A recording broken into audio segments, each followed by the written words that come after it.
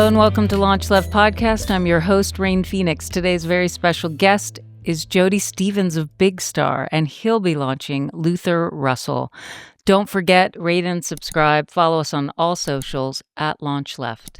Hi, Jody Stephens. I cannot believe we're having this opportunity to talk about all your work, your legacy of work, I have to say. And I love that you're wearing an Ardent Studios t-shirt right now. But it's just really good to have you on the show.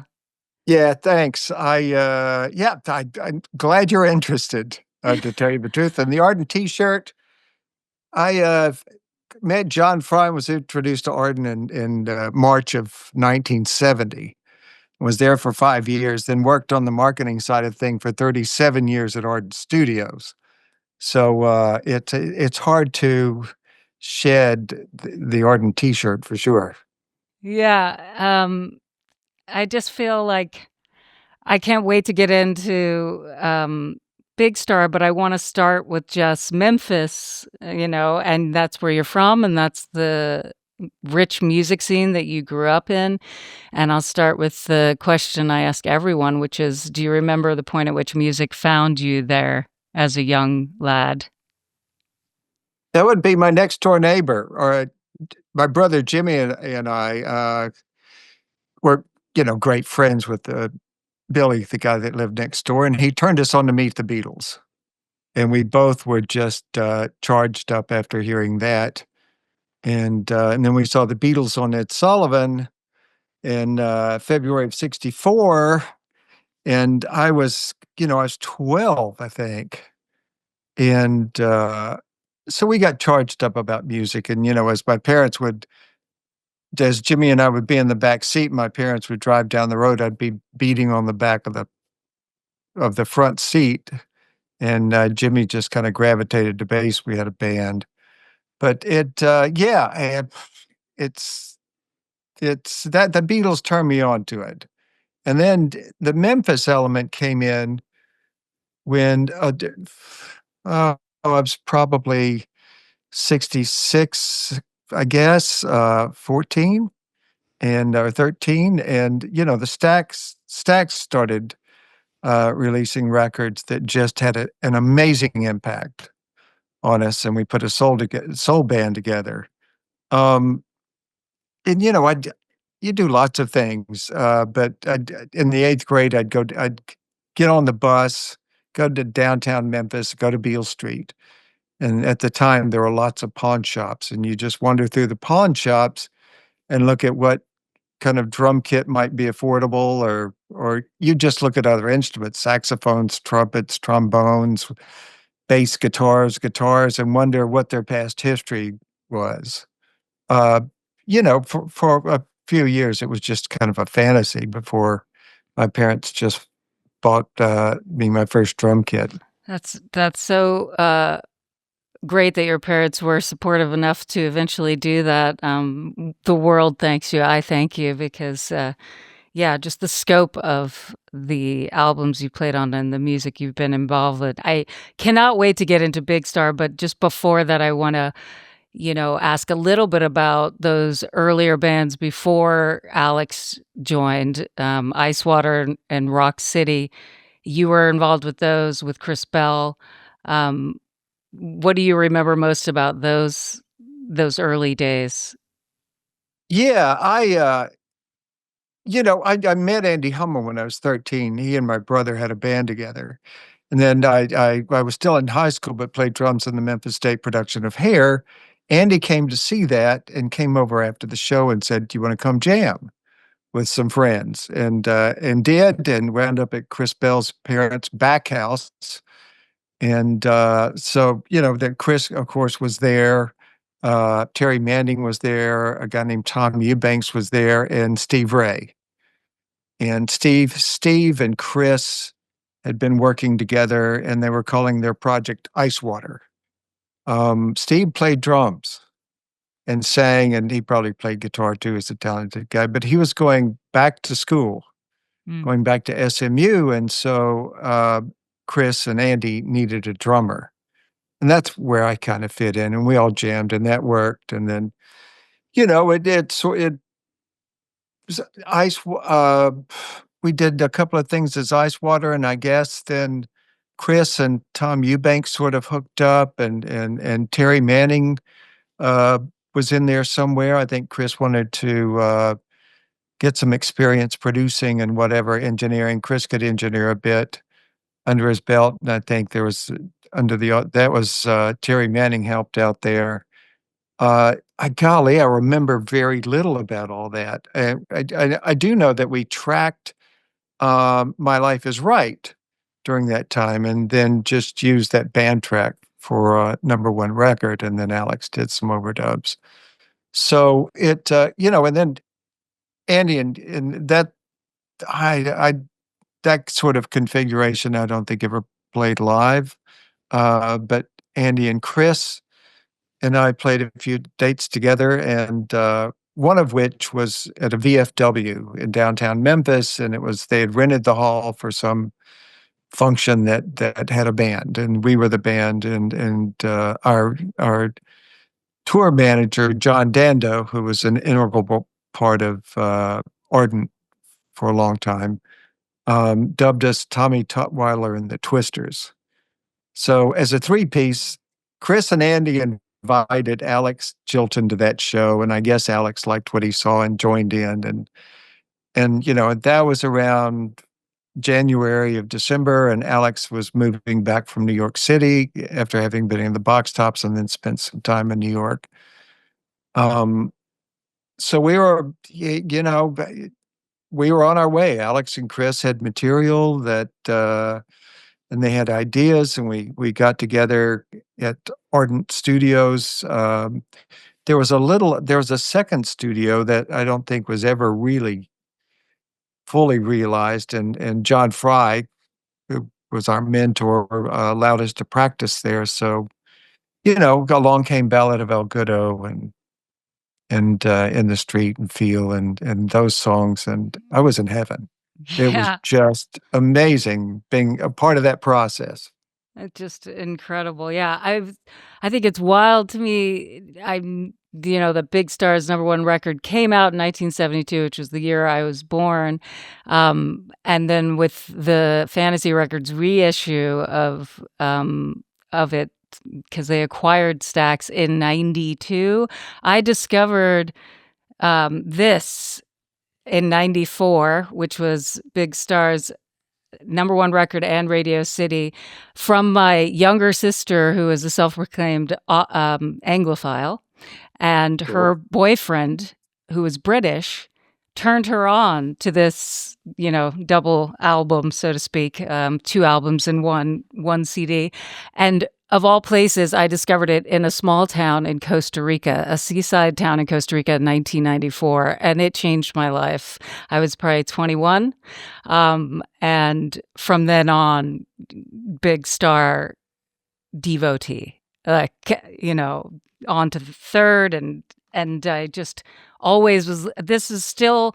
I always put the CD on when I have people over. It's pretty much one of those records I put on, but I want to ask about that. They disappeared, soon after their release in the 70s, and then were reissued, and that's really when people started a lot more people started to know about these incredible records. But yes. It's interesting that you found a copy in Costa Rica. That's why I wanted to share. I was like, who cares about my story as far as I'm concerned? The only thing that I thought was cool about it or interesting was that I discovered this band in Costa Rica in a small seaside town, and it became the soundtrack of this Costa Rican village. I mean, we had friends there. Everyone was listening to it. So it blew up to us in this tiny peninsula in Costa Rica in 94. So I always think of things like parrots and monkeys and mangoes and Big Star. Right. Like they all go together. Awesome. Yeah. And when I had the opportunity, I can see that.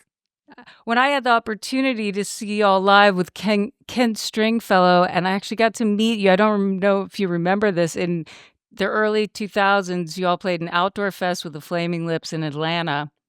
Sure. And with Ken Stringfellow, who was And John Hour, yeah. yeah, was a dear friend of my friend Ande's, and she was like, "You want to go see Big Star?" And I was like, "What?" And we got to meet you and Alex backstage, and it was a long time ago now, still, but it was a moment for sure. And the show was electric. I mean, I feel so lucky I got to see that live with Alex. It's one of those, you know, top 10 live performances I've seen. So Wow. as you can Thank tell, you. I'm a huge fan. There, that part's over with. I can move on to questions now. But I thought it was a wild way in through a small Costa Rican town. And I feel so lucky I got it at that age, like 21. It was formative. But I'm so curious, like how you first, you mentioned John Fry, but how you first met him, and he's the owner of Ardent Studios, obviously, and legendary world class studio even back then, but still is, and you still work there, I believe. Is that right? No, actually, about 2 years ago, Ardent was started undergoing a major renovation. All the control rooms were gutted. The live rooms remained the same, and they were kind of redesigned acoustically and aesthetically.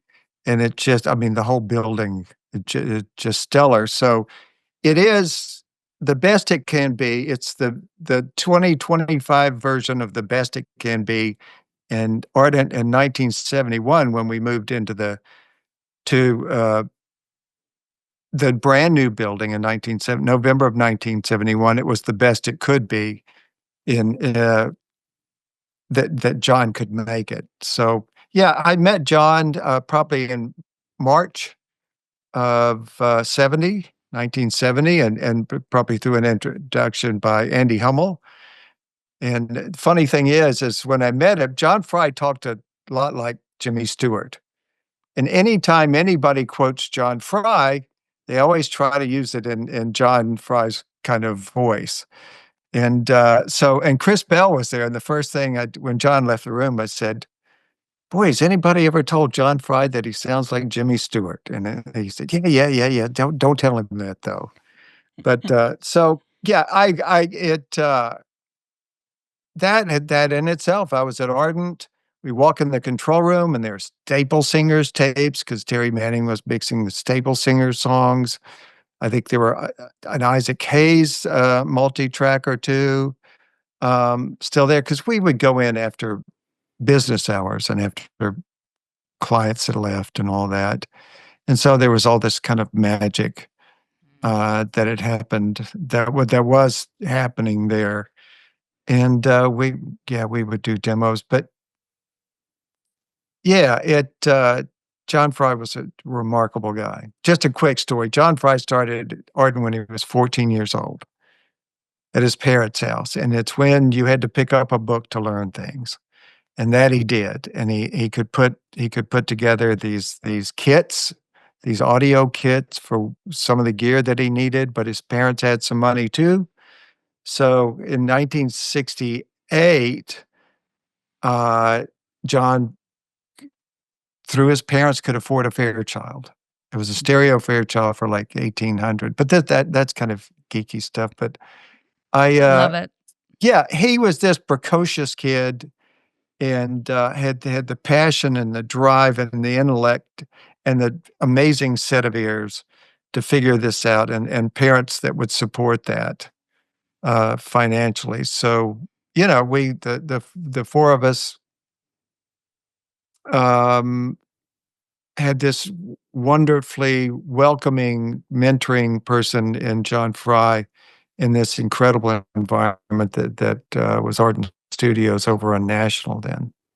And like production wise, was there a specific trick or technique that John Fry used at Ardent that you think shaped Big Star's sound? Do you I d- remember anything for me, specifically? for me, John Fry produced mixes, and Chris Bell, especially for number one record, produced that record. Certainly with input from Alex and Andy, and maybe a little from me. Um, but was there a trick with his engineer and his incredible set of ears? I There might have been, but I was never kind of privy to it. I think he could just blend instruments. Uh, given his sort of technical talents, not to mention audio aesthetic talents, uh, he could just he just knew how to situate things and make each thing kind of the best musical piece it could be, And and then as a whole. so he engineered and he mixed all the records, is that right? Yes. Yeah, yeah.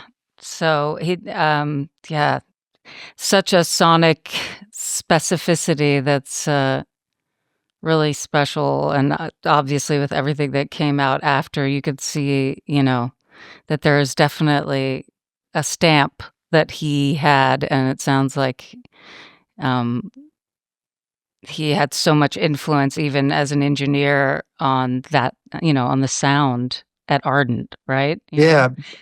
Bud Scott said it sort of set a standard Mhm. Yeah, for engineers. yeah. There are a lot of myths about Chris Bell, obviously, but what do you remember about him in the studio? Uh, Chris was alive, came alive in the studio. That was his passion, his heart. It was profoundly important to him.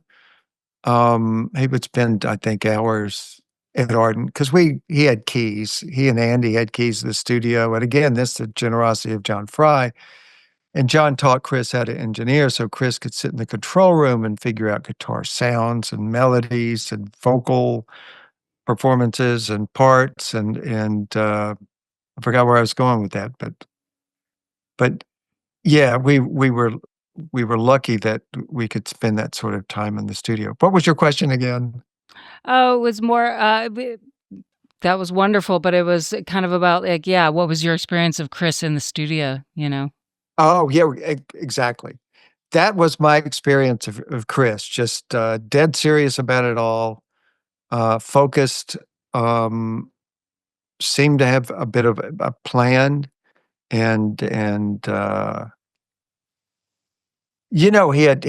was reaching out for a dream that, for me, I think he fully realized. Absolutely. And then after that record, he quit, right? Before, Radio City. And then, um And then after the second album, Hummel quit to go to college or something, right? And so it reconfigured again. What was that? How did that feel dynamically for the band as you moved forward? Was it a huge sense of loss, leaving them since you had been playing with them all along, since even, before it was called Big Star? Did that really affect your experience, or were you just kind of on the train of whatever's changing and I'm with it? I'm so curious. Yeah, I kinda put it this way, the band was Chris Bell's life. Mhm. He didn't have to work, he could spend 100% of his time, he didn't have a girlfriend. Um, and I, on the other hand, had to work, had a girlfriend, I was going to school because making a career out of playing music was sort of a pie in the sky sort of thing. It didn't it and still doesn't happen very often. So I had other things going on. Certainly, music was a passion and what I'd hoped to do, but I had a backup plan, and had to support myself. And Alex, could focus just strictly on music as could Andy. But so we finished the first record, and most of the press is focused on Alex because it was a natural thing. It's you don't know who Big Story is, but you know who Alex Chilton is. He sang "The Letter." It was the number one song in the country in 1967, I think. So Chris left to get out from under that shadow. There were never any any rubs or friction or whatever beyond what might be normal in a band. It's just that Chris thought, "Oh, I think I'll go do this, as a solo artist." And so we get into Radio City, and there's stories there in between that too, but we and do that.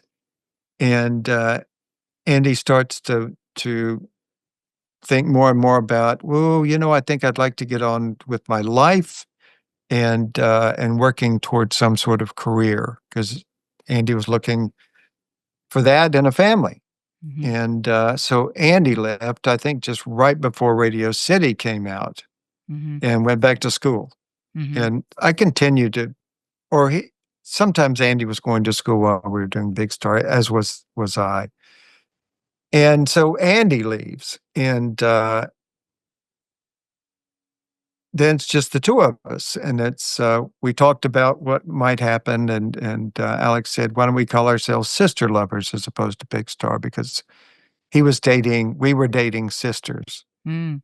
and so we got back in the studio, and it, I had a sense of purpose in the studio because there were drums on these songs, Mhm. and uh, and then I wrote a song called "For You," and a friend of mine had been doing some work at Ardent, Carl Marsh, and just a brilliant string arranger. And so I asked if he would do some strings for you and do this little string quartet thing is inspired by Eleanor Rigby. And he did that. And then Alex heard it and then thought, ooh, we should try strings on other songs. So we get the third album done and it gets shopped and turned down. I think Jerry Wexler at Atlantic said after he finished listening, he said, "Do I I hope I don't have to listen to that again." Oh my gosh. Um, so it didn't get a good reception. Mhm. Um, and That then it was just Alex and I did an acoustic gig, and I didn't really have a purpose for being there. I mean, because there were a few backing it vocals I would do, but other than that, it was Alex didn't need a second person that was just doing. Alex could deliver a song uh, and have a full emotional impact, just Alex on an acoustic guitar. So I split and went back to school full time and did some other things like writing with some friends. And what was your feeling when when third Sister Lovers, Big Star's third finally did come out like in 78, like 4 years after you completed it and it was shelved, it came out. Um, did that surprise you? When I ha did. I was actually in England. I went overseas in March of '78 and planned to spend about 5 months. And 2.5 months lived in England. And yeah, I heard that the third album was first released in England on Aura Records. So I'd see some press and that sort of thing, and then um, I was kind of surprised, because I'd sort of moved on, and I had people always say, "Gee, it isn't a shame that the record sales and that sort of thing didn't provide a career for you," and I'm thinking, well, no, because it was those experiences alone with Chris, John, and Alex and Andy were priceless, and right. it's that was my reward, just that bonding and that experience, and Yeah, so it yeah, I kind of moved on and still had that joy though of having done that. absolutely. That's the important stuff, right? Yes, Those that's important experiences, stuff. yeah.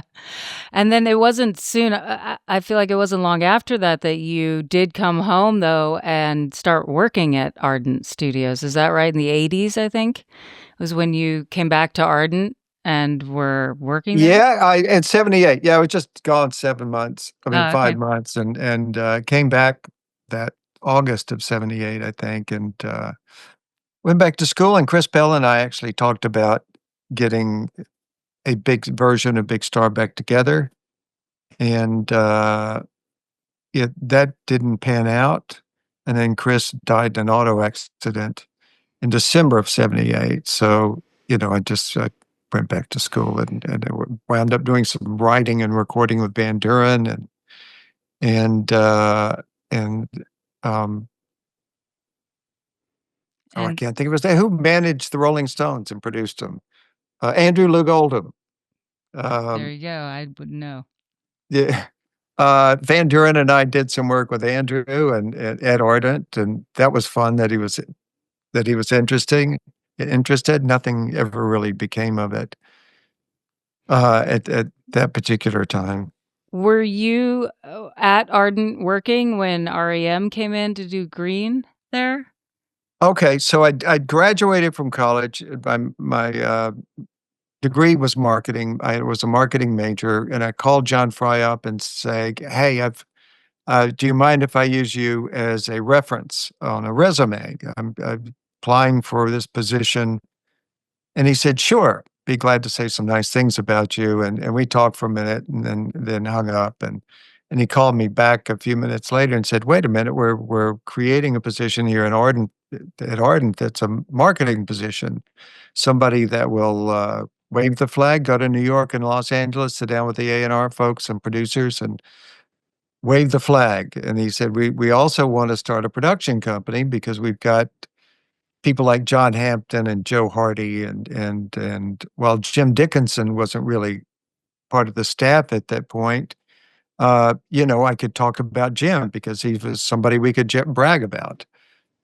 And certain then there were some other folks along the way in our engineers, and so we boy, we signed this young kids. Anthony was 17, called Tora Tora, and brought him in the studio, did some demos, and I shopped those, and we placed him with A&M.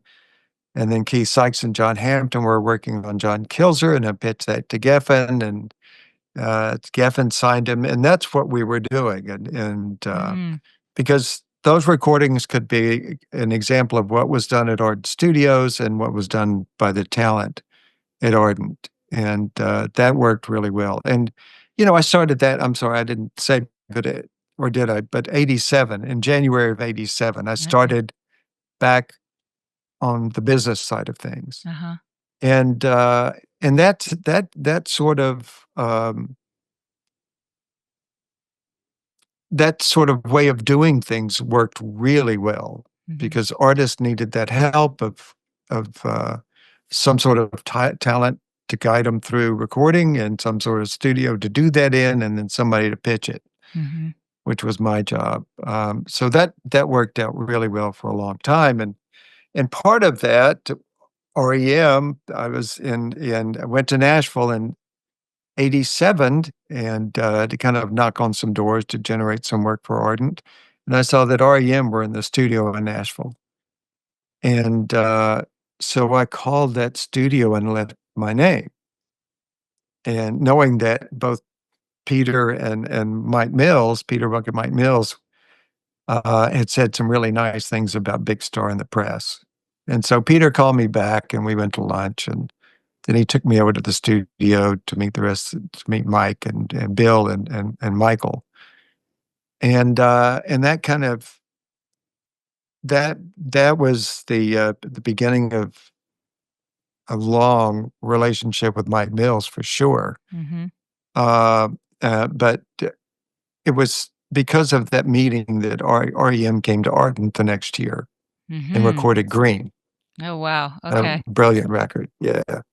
Wow. So, yeah, marketing executive extraordinaire, even though it was totally done through, mutual admiration through music, it was also, an amazing way that, to bring REM to that studio. It was very smart, that It record was. was that That's was cool. that's the only way I could work as a marketing guy, Yeah, just go out and make some friends right. It's and, the best along the way. way, make sure they had the information they needed to know about Ardent. Yeah. Uh, one more record that was done there that blows my mind to this day and is a huge, influence is The Replacements' "Pleased to Meet Me." Did you interact with them at all, or do you remember that? That was right when you came, or was that before you joined? Because I know it was in '87. So Well, it was November, December of '87, and then they came back in January of okay. I'm sorry, they started in '86, November, December, and then came back in January of '87. and I was around, and I heard that they were there. And Uh, and big but I fans. and and I may have heard that, but I was pretty timid at Mm, that point. I had to get over that really fast to go knock on doors, but, um, so and anybody that was in the studio that was kind of sovereign ground, you didn't wanna knock on the door and interrupt a recording session and disturb that kind of vibe that goes in those sessions, so I think I remember meeting Tommy, and I think they did most of their work at night, um, so and I'd leave the studio about 5:30, mhm. and I think they would cut at night, and so I think that's how I missed them during that time, but, What did you think of that tribute track, Alex Chilton, when when they recorded that? Was that that emotive? how that that whole album, Pleased to Meet Me, was just sonically an amazing record, of Yeah. course, killer songs and stuff, and the Alex Chilton song was awesome. Mhm, It, I what a brilliant way to come at that, mhm. by Paul. Um, and then it just rocks. Yeah. That whole record Oh, just so, so, so, so amazing. Absolutely. yeah. Yeah. Well, you're someone who straddles the creative and business. Like, it's pretty amazing, and I'm so curious, you know, how you feel like the recording industry has changed over the years, having been on both sides or, for better or worse, or do you have any opinion about it? I don't know, I guess there are pluses and minuses about everything, but one thing that think still escapes people is that there are still gatekeepers, as people kind of in a Mhm. derogatory sort of way Right, would refer to them, and when I started in '87, of course, those would have been A&R guys, right. and, and now that I think it's called the democratization of distribution and recording and everything because you can record on your iPhone. Mhm, And if you can deliver a song and and and provide some musical track under that, mhm, that recording can get you anywhere, anywhere you wanna go. If you're successful in connecting with people, mhm, moving people, that'll get you anywhere you wanna go, and then you post that online, and then all of a sudden you can distribute it everywhere, and then as people start liking it because it's impactful to them, then you're getting all these little salespeople out there because they aren't selling a product, they're selling something that just deeply moved them, and so, whenever I get passionate about something, I'll send it to 8 or 10 friends. And so if each one of them is moved by it and they send it to 8 or 10 friends, and all of a sudden that's 64, 70 people that are hearing that in just 2 little generations. right. I mean, all that's good, but, I guess but the main thing is that, because it's so easy to do, there are millions and millions of more people doing it. Mhm, Uh, um, and you don't and and still as late as the '80s, you still had to have a passion and drive for it. It was a lot of work, getting any kind of exposure. But now you don't have to have a whole lot of drive or a whole lot of passion. Um, but, if you have a whole lot of talent to connect with people, then it's kind of an easy way. mhm. But I don't know, kinda 6 of one, half a dozen of the other. When they were Yeah. actually selling records physical goods, it seemed like there was more money around, Mhm, um, and labels could then, in turn, sign new bands, mhm, because they had more money to do that, but now it seems like everybody's figured out a way to make a whole lot of money. I guess that's through back catalogs of, decades of being streamed and labels making it's not so much, having one really successful record, but you have this whole catalog of these records, and you could get 10,000 streams just on single streams from each artist, but you probably at that time you probably have 10,000 artists Mhm. signed to your label. It's true. The democratization doesn't really allow or doesn't have that element of curation that I think was really stronger. The money was put into specific people who somehow found their way to the right supportive people on the business side. Yeah. Thank you for sharing about your thoughts on the music industry now and then. And I agree with you that I'm not sure anything's really gotten better or worse, but it's very different. That's what I heard. It is just different, yeah. Yeah, yeah, that's what I heard. So, you've been playing the music of Big Star with the Big Star Quintet.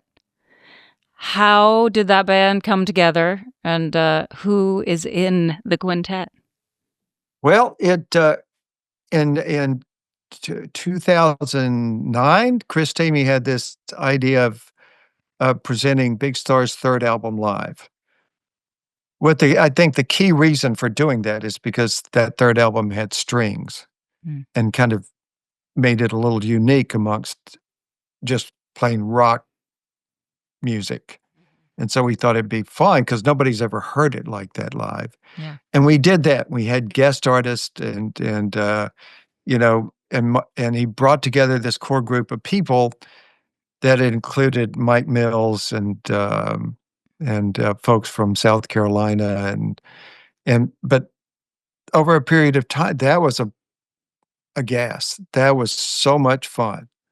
Uh, but it got to be, I mean, it was really time consuming. And Chris Stamey was just an amazing organizer, but he ran out of time. Uh, so it got up to a year before, I guess, um, the 50th anniversary of number one record. I said, hey, why don't we just pare this thing down to 5 people? It'd be a lot more portable and a lot more economical to put on the road, and certainly less demanding in organizing the 5 of us as opposed to, I think, as many as like 20 or 25 people Wow. for Big Star's Third because of the Yeah. guest artist. So I just floated that idea to Mike Mills and Pat Sansone and John Auer, who had, been part of Big Star since the 93 sort of reunion, so to speak, of Alex and myself. And so it was Chris Stamey, John Auer, Mike Mills, and Pat Sansone. Mm. I thought that's a killer rock band right there.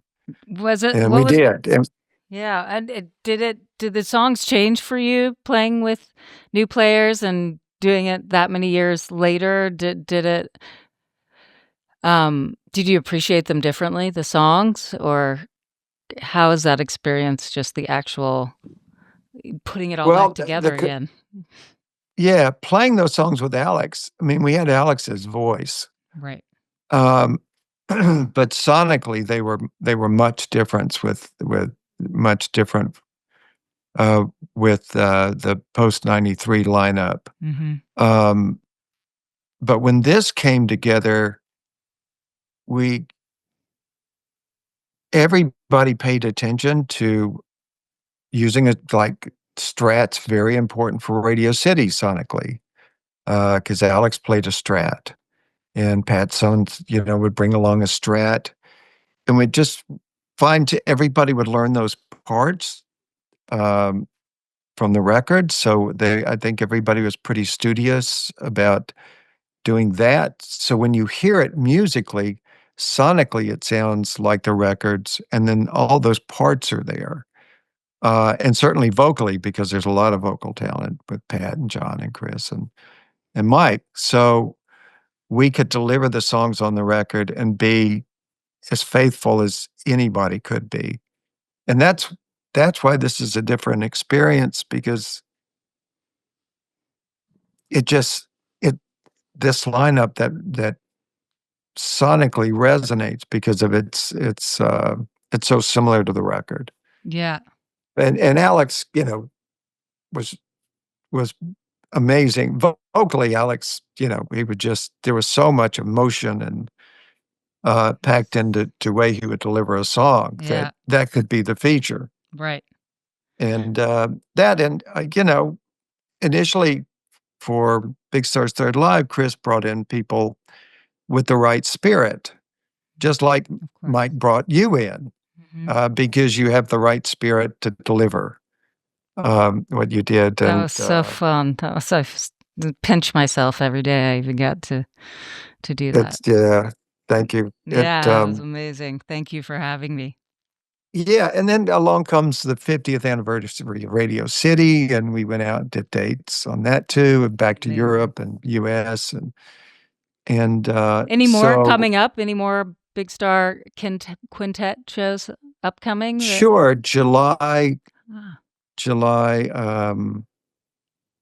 17 here in Memphis. Or no, I'm sorry, July 19 here in Memphis, July 20 in Nashville, and then July 23rd in Minneapolis. all right. Thank you. Yeah, I And think the Memphis show is really close to being sold out, and very cool. Nashville is on its way, and I think Minneapolis is on its way too. Number one record was just inducted into the Hall of Fame. What was that like? That was a dream. I learned about it a few months ago, and I'm certainly blindsided. I knew that there was a Music Hall of Fame or Grammy Hall of Fame for music. It's not the artist, it's the music and the recordings. And but it just wasn't on my radar at all. And so consequently, when they sent me an email about it, it was just whoa! It was jaw dropping. And then the actual event itself, well, I I thought, well, yeah, definitely going to this, and then I saw that Eddie Floyd was his song "Knock on Wood" was being inducted, and that was on the Stax label, and Eddie was on the Stax, and there was a strong, of course, relationship and business relationship between Stax and Ardent. Ardent recorded lots of Stax artists. And so I sent the Grammy Hall of Fame folks a note asking if I might join Eddie Floyd on drums. And they ran it by Eddie and ran it by the producer, Ken Ehrlich, and everybody said, yeah, sounds like a great idea. So it was, you put it in context of John Baptiste was there getting an award, um, a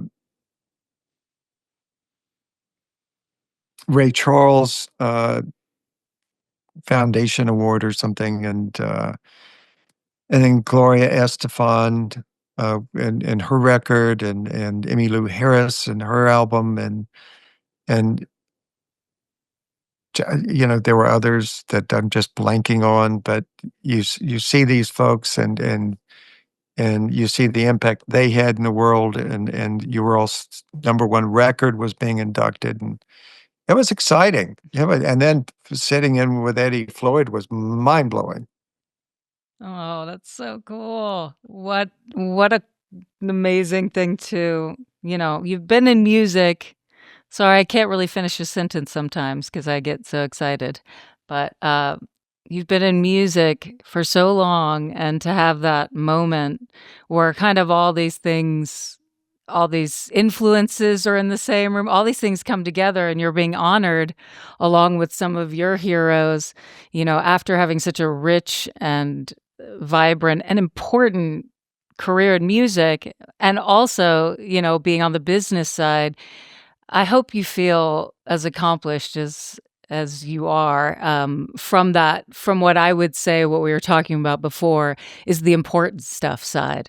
Even though this is like a very external honoring, it's almost like that part that connects you to like the real reason you do it came together with that honoring To me anyway, that's how I see it. So I just hope that you enjoy that you got, that and that you see that how influential, you personally, Jody Stephens, have been to the canon of, music, in the Oh, United States. yeah, I like how the music has been influential. I always try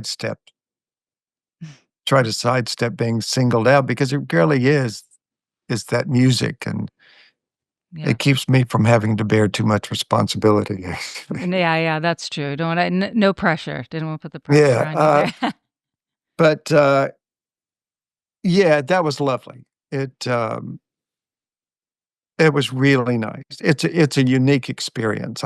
Yeah, and the folks at the Grammy Music Hall of Fame, were just amazing and so supportive and excited about it, and, I would just that and thinking of John Fry and Chris Bell and Alex Chilton and Andy Hummel, who have all passed away, and how meaningful it is for them to have this kind of recognition Mhm. Alex died in '78. I mean, Chris died in '78. He would be in tears, I think, because of that recognition. And John Fry, I think the same thing. If you've seen the Big Star documentary that Danielle McCarthy did, not the music documentary, but Concord did, but the other. Oh, It ends with John Fry at the console, and he was kind of fiddling around with a mix of September Girls, and then he sort of pushed back from the console and smiled.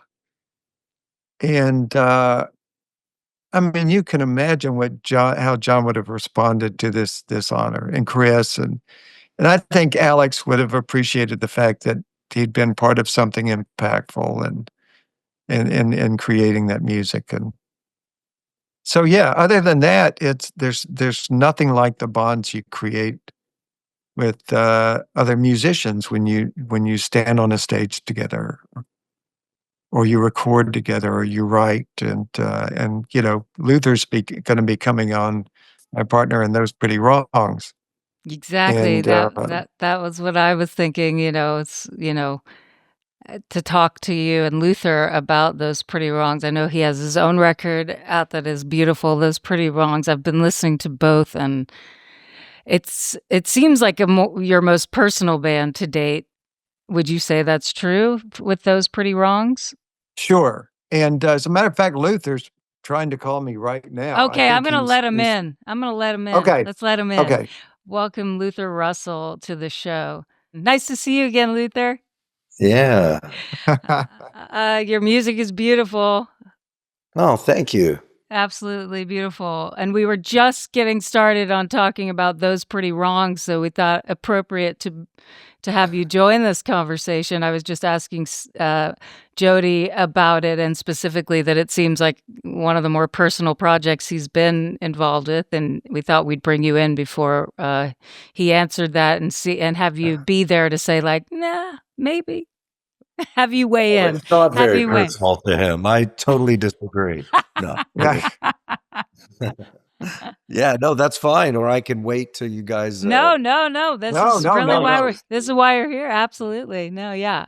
The songs are just amazing. The thing I was sent, I've been listening to that and your record, and also just how they're produced, the sonic footprint, all of those things are so rich and have this, like, you just want to sing along. The harmonies, the lyrics, some of the rhymes, just taking it all in. But how did you guys meet? How did you start collaborating? How did you decide to do Those Pretty Wrongs together? um, well, I met Jody, I mean, a long time ago. Now it's fair to say, like 1991 or 2. We were introduced, and I was in a band that was signed to Geffen at the time called the Freewheelers. Yeah. Um, yeah, and I don't know where it was in the process of us and we had already done our first record, and he was coming to LA. I was a fan. I was a big star fan. I knew Jody was, but I suddenly sort of found him sitting in my, I would call it a living room, only I had one room. So a room. and we hit it off, and we'd keep in touch from time to time, but that was way back when. I mean, we were so much younger then. We're older than that now. Mm-hmm. If I can reverse quote the Birds. Yeah. So you stayed in touch and eventually decided to do this project together? Yeah, we never made music together. We were just friendly over the years. If he came to town, I was in LA for a long time. If he came to town, we'd get dinner, just stayed in touch. And then always checking in with each other over the years, seeing each other when either played in town or something like that. And then I live in Portland now, but I lived in Portland for about 8 years. And if he came through with Golden Smog or anybody, I'd see him. And then when, in about 2012 or so, he rang me up because of this Big Star documentary. He was all the hoopla surrounding it was taking place in Los Angeles. So he knew I could play the stuff. And I think he just figured, hey, I was the most logical person he knew that could probably pull off doing these appearances that he had to do, which was like KCRW and Amoeba and some things like that, New Art Theater. And I was like, yeah, let's do it. And then once we got together, it was pretty immediate that we had a blend, which was was like, I wish I knew that 20 years ago, but we did. And so we started, doing those gigs, and I'm just kind of giving you the nutshell. And then I think at one point I did suggest to him, like, hey, if you got any songs or if you want to write some songs, let's use that blend that we have to do some original material. And now there's been 3 records. Yeah. How do you write? Do you write together, or how do you collaborate? Does somebody write, one piece and then you send it to the other? How does that work? Yeah, it started out innocently enough of he's sending sort of like leaving a message with a melody and this, that, and the other. We're talking 2012 or 13. So we hadn't quite graduated to, I was like, if you can leave that, then I can send you a voice memo. But eventually it sort of morphed into, we have iPhones and we can send each other, voice memos. But at first he would just leave a message. I'd get a message. You have one message, and him going la la la la, and then I would kind of stick some chords under it, and we pieced together these tunes long distance, which was nice. It's a nice way to let things gestate. Yeah. And as soon as we had a couple, maybe all of them, I don't know, we did decide, there was a point in which we said, well, I guess we better record. And he said, well, I guess we better do it at Ardent in Memphis. And I was very open to that. I said, yeah, let's do it. So the first thing we cut was this song called Lucky Guy. And one thing led to another. We released it as a single and then eventually the record. But that was the way the songs came together, kind of collaborating by sending these updates back and forth. And we still do it that way because what choice have we? Yeah. Well, it certainly works because it allows us both time to let these melodies and lyrics and whatever come naturally, as opposed to sitting across from each other and having that sort of pressure. I don't know, which could be good too, I guess. But for me, it's just having the luxury of stumbling across melody lines and lyrics, and as I walk through life, it's I think that also kind of helps to define the nature of who we are, because we both are able to do that, kind of walk through life and pick up things as we go. Mm. Poetic. Yeah, there was also, well, we've both been through a lot by that point, but especially Jody, and there was this, and we came together in the process of him reliving the Big Star story. So our immediate impulse was to just not be impulsive. In other words, right away it was like, let's not do it. If we're doing something here, let's just not have any. We have one rule, and the rule is, how about no pressure? How about just, if it ain't fun, don't force it. Let's just have a good time doing this. And I wanted, Jody hadn't done a ton of songwriting, so I just wanted him to know it is actually a pretty rewarding and fun process. But you do have to finish it. You got to look at it from all sides and feel that you can inhabit it and move on. So I just felt like pressure was not probably a good thing in the mix for this thing.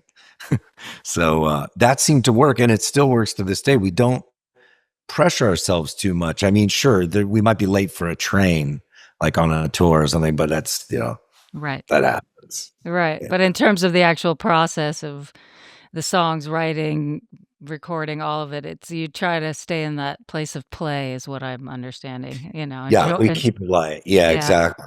That's Totally.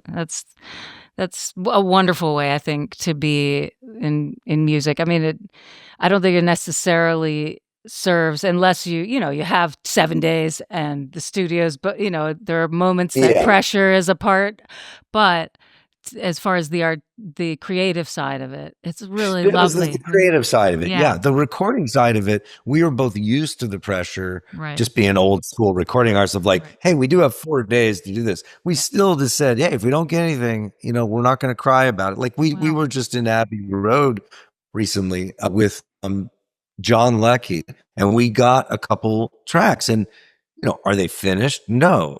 Did we have a fantastic experience? Yes. Are we finishing? Yes. Is there some pressure like it had me finished on the day? No. That's so great. Yeah, it was amazing, and it felt like a logical place to be at that point, and bucket list stuff, Yeah, that was bucket list for sure. Yes.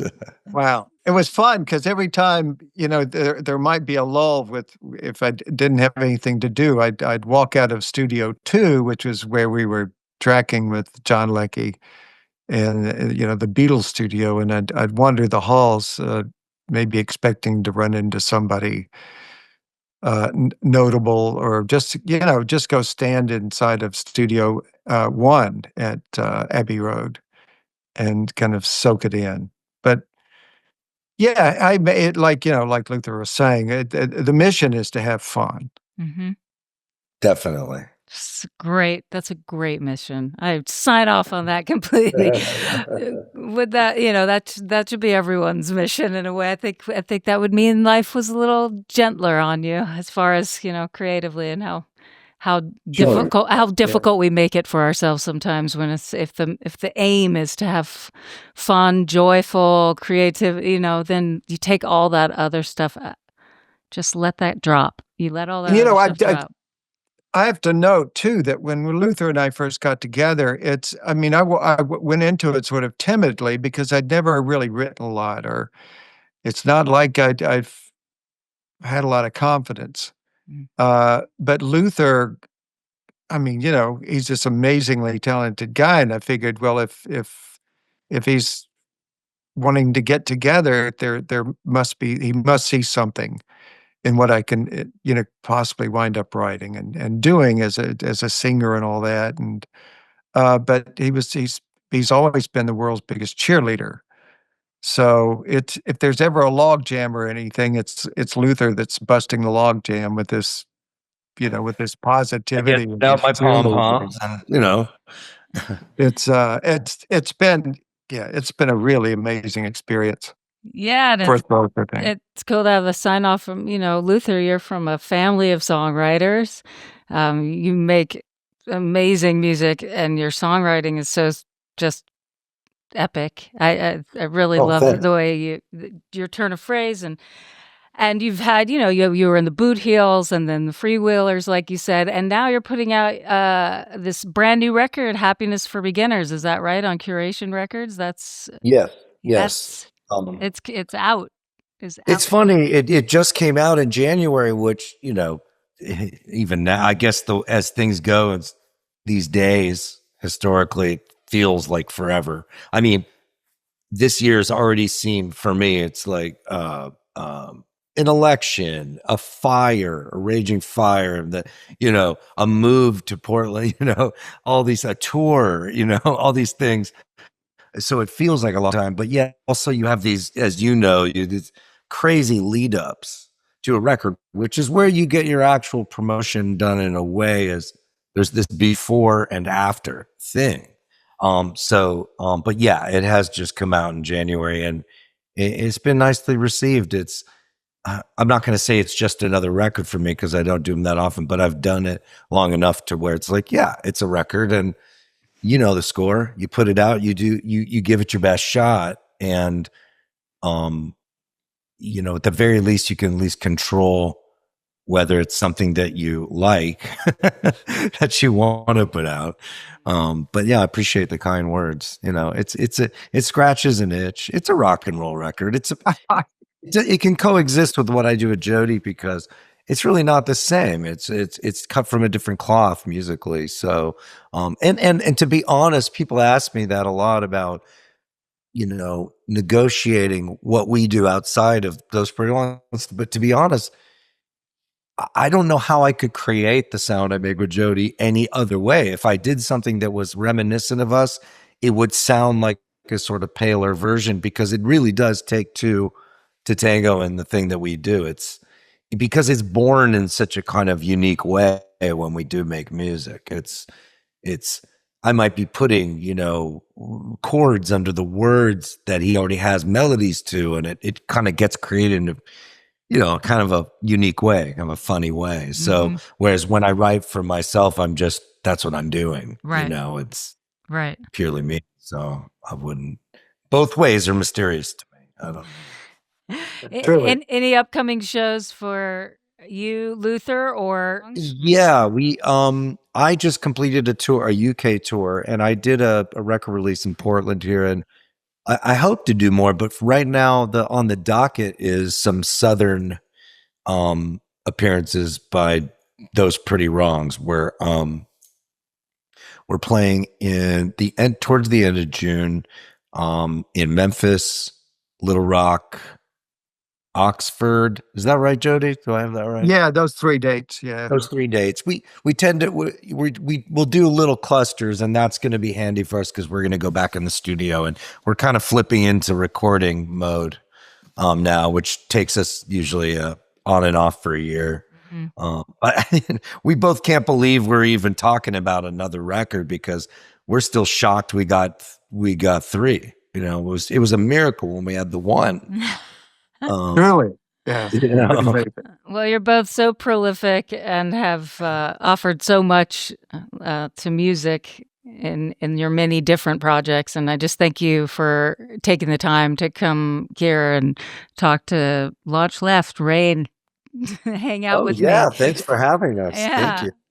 That's great. Thanks very much. It's we work hard at creating our music, but we also try to work hard in letting people know what we do, and it's always really, really nice when someone like you is interested and takes the time to do an interview like this.